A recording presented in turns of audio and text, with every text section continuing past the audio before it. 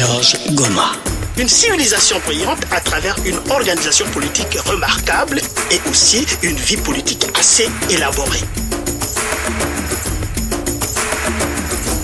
Et c'est l'heure de notre chronique d'Afrique noire avec Georges Goma. Bonjour Georges. Bonjour Jessica. Ça va bien ? Je vais bien, et toi-même ? Ça va très bien. Alors beaucoup de choses dans l'actualité en Afrique en ce moment avec la visite notamment du président Obama. Oui, on s'était proposé de continuer notre chronique avec les cultures alimentaires africaines en diaspora. Ben écoute, on va mettre ça entre parenthèses pour aujourd'hui parce que l'actualité africaine s'est accélérée avec deux événements particulièrement.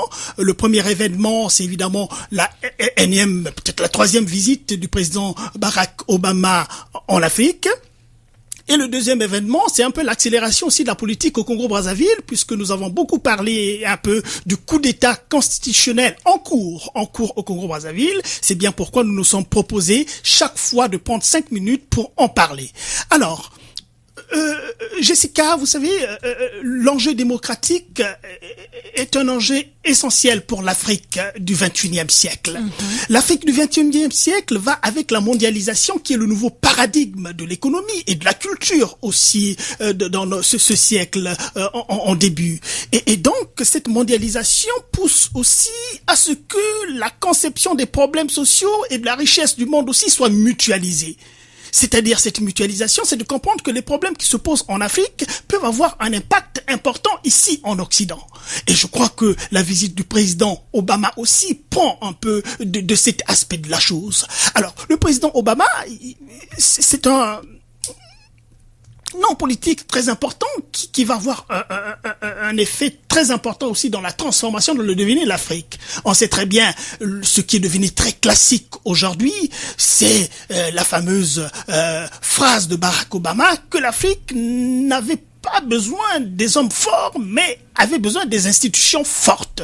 Je crois que cette phrase prononcée il y a quelques années seulement, 3 ans ou peut-être 4 ans, est devenue un classique. Est devenue un classique parce que c'est une phrase qui est lourde de sens. Eh ben, Obama, peut-être la dernière visite en Afrique, on ne sait pas, mais en tout cas, il a été au Kenya. Où il a prononcé évidemment un discours devant la classe politique kenyane. Mais le point d'orgue de cette mini-tournée du président Obama en Afrique, c'est quand même le discours qu'il a prononcé hier devant la Commission de l'unité africaine. Pas devant les chefs d'État africains, mais devant la Commission de l'unité africaine. Alors rappelez peut-être c'est quoi ? La commission de l'unité africaine, oui. Ben écoute, c'est une commission qui gère les affaires courantes de l'Union africaine. Vous savez, l'Union africaine est à l'Afrique ce que l'ONU est au monde. Vous voyez, donc il y a aussi la conférence des chefs d'État africains, mais il y a aussi cette commission de l'unité africaine. Et donc c'est devant cette commission que le président Obama a tenu ce discours très fort, comme il a d'abord l'habitude de ces discours très très fort. On se rappellera, quand il est tout de suite arrivé au pouvoir, le discours sur la race, par exemple. Le discours sur la race, j'étais encore aux États-Unis, c'est un discours qui a fait mouche, comme on le dit, comme aucun président ne l'avait fait. Mais revenons un peu sur ce qu'il a dit en Afrique. Il est revenu sur son positionnement sur la question politique en Afrique. Alors, devant la tribune donc de l'Union africaine à Addis Abeba, puisque le siège de l'Union africaine se trouve à Addis Abeba en Éthiopie, il a réaffirmé ce qu'il dit toujours et qui doit être un héritage qu'on retiendra du président Obama. Et le point d'orgue de ce discours, c'est quand même qu'il martèle avec beaucoup de force que personne ne devrait être président à vie.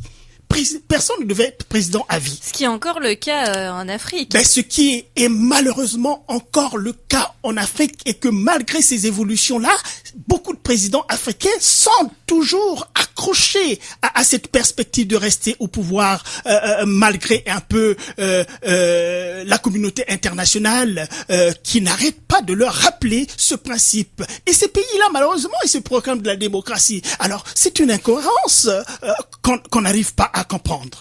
Et le président Obama aussi a bien reprécisé que le progrès démocratique en Afrique, les progrès démocratiques en Afrique sont un danger quand les dirigeants refusent de quitter le pouvoir à l'issue de leur mandat. Voyez? Alors, il a aussi rappelé sa personne lui-même est arrivé au pouvoir. Écoutez, il a eu 2 mandats, mais la Constitution des États-Unis lui autorise 2 mandats seulement. Et avec la popularité qu'il a, il pouvait se permettre un 3e mandat aussi aux États-Unis. Mais il s'abstient de prendre ce 3e mandat parce que la Constitution le lui interdit. Voyez? Donc, ça, c'est quand même des points très, très importants. Est-ce que c'est quelque chose que lui, il a cité dans son discours? Ah oui, bien sûr, il a cité. C'est une phrase qui ressort un peu partout dans ce qui reprennent un peu cette actualité. Il a bien dit que je pouvais, mais je pars parce que la Constitution des États-Unis me l'autorise pas.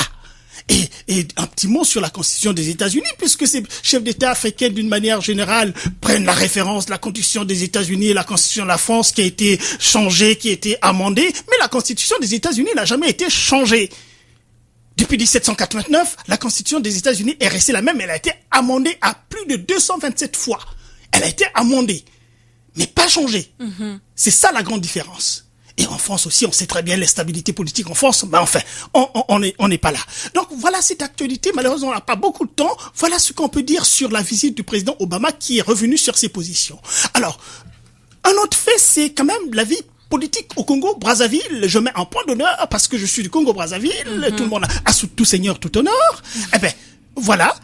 Au Congo-Brazzaville, le potentat en place, le dictateur en place, Denis Sassou Nguesso, qui est en train de faire un passage en force. Passage en force. C'est-à-dire, je le rappelle toujours, il a mis une constitution en 2002, 2 mandats, un mandat renouvelable une fois, sa propre constitution, et arrivé à la fin de son 2e mandat, il fait la résistance. Il fait la résistance, il veut rester éternellement au pouvoir.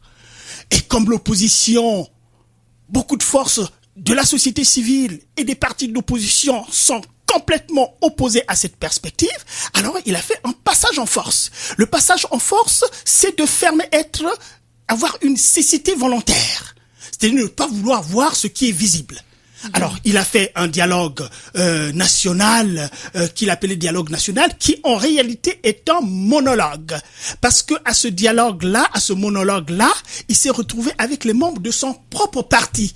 Et malheureusement, a eu quand même le courage de prendre les conclusions de ce dialogue-là, de ce monologue-là, et les considérer comme une résolution nationale.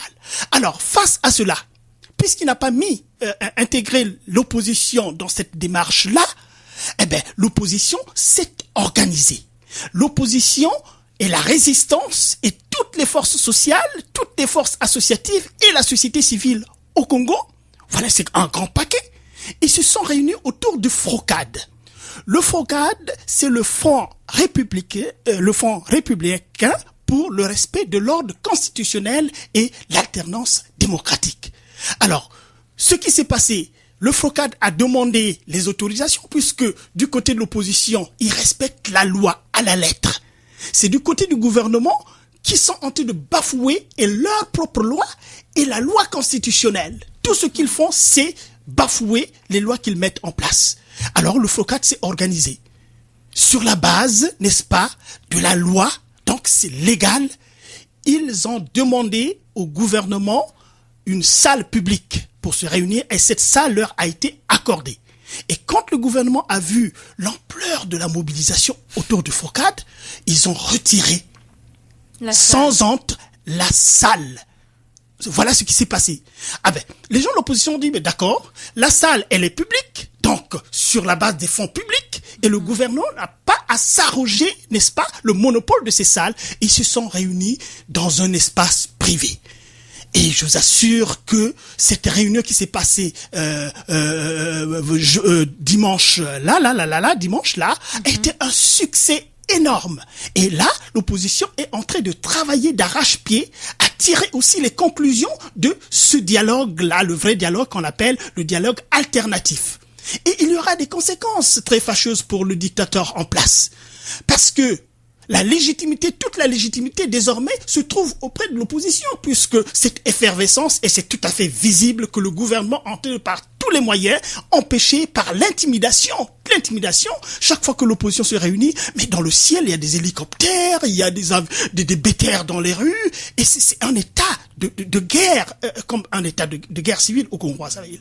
Donc nous sommes dans cet état-là. Et les conséquences fâcheuses à venir, c'est si M. Sassou Nguesso appelle à son fameux référendum, qui est un référendum illégal, eh ben, il en portera les conséquences parce que la désobéissance civile est un point prévu par la Constitution. Et donc, si les Congolais vont dans la résistance civile, c'est légal. Et d'un autre côté, parce que maintenant, là, il faut travailler sur les modalités de l'action, parce que M. Sassou Nguesso est en train de continuer son chemin malgré. C'est comme un cheval masqué. Il est comme un cheval masqué, mais au trot. Un cheval masqué au trot, il est au trot, il est masqué, il sait pas où il va. Et s'il y a un ravin devant, ben, il va se prendre ce ravin-là. Donc il y a la désobéissance civile qui est parmi évidemment les actions concrètes que l'opposition peut mener parce que M. Sassou Nguesso doit partir nécessairement et obligatoirement. Il n'y a pas une autre forme de pensée à cela. Et l'autre chose, évidemment, si c'est pas la désobéissance civile, eh ben, ça sera que l'opposition mette en place un gouvernement alternatif.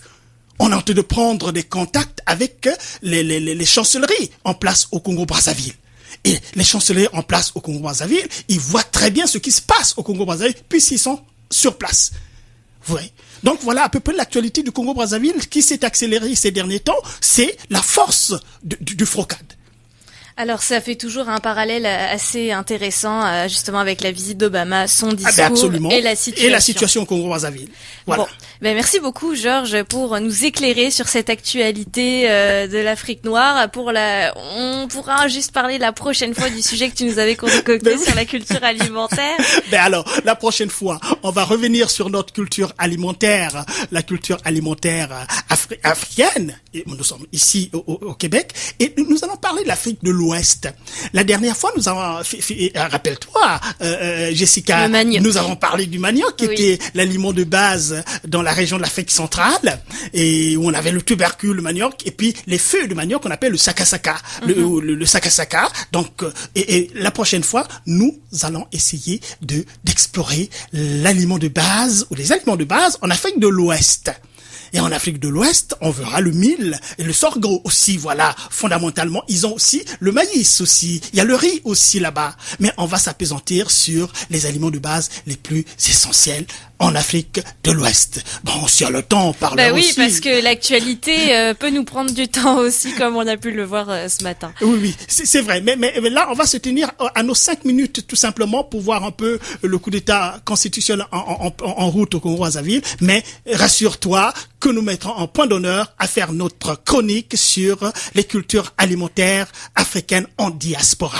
Je l'espère bien. Merci beaucoup, Georges Goma. On le retrouve donc mercredi prochain à partir de 8h30. Les matins éphémères, c'est terminé pour aujourd'hui, 8h58. Je suis